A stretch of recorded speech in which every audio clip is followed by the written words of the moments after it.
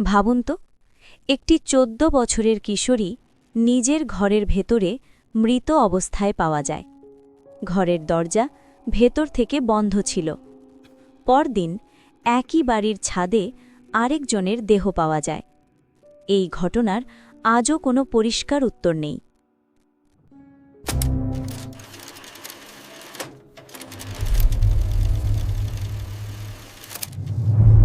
২০০৮ সাল, নয়ডা, উত্তরপ্রদেশ। একটি স্বাভাবিক শিক্ষিত পরিবার।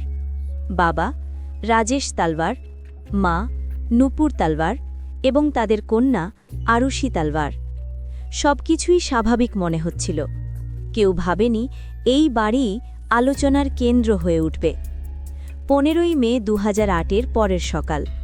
পরিবারের সদস্যরা আরুষিকে তার ঘরে নড়াচড়া না করা অবস্থায় দেখতে পান।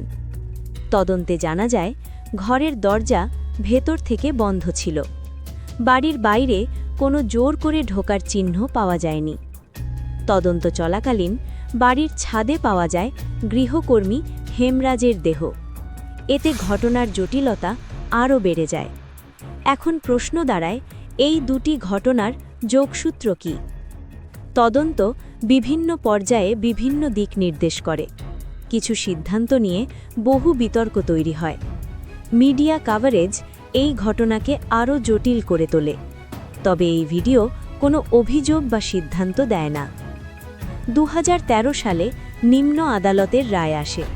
পরবর্তীতে ২০১৭ সালে উচ্চ আদালত পর্যবেক্ষণ করে, এই মামলায় পর্যাপ্ত ও নির্ভরযোগ্য প্রমাণ পাওয়া যায়নি। এই পর্যবেক্ষণের পর আগের রায় বাতিল করা হয়। আজও এই ঘটনা নিয়ে অনেক প্রশ্ন রয়ে গেছে। ঘটনার প্রকৃত ক্রম কী ছিল? তদন্তে কোথায় ঘাটতি ছিল? পূর্ণ সত্য কি কখনো জানা যাবে? এই প্রশ্নগুলোর আজও কোনো চূড়ান্ত উত্তর নেই। এই ভিডিওটি কোনো সিদ্ধান্ত দেয় না। এটি কেবল একটি বাস্তব ঘটনার তথ্যভিত্তিক উপস্থাপনা। আপনার মতে এই ঘটনার কোন দিকটি সবচেয়ে বেশি প্রশ্ন তৈরি করে?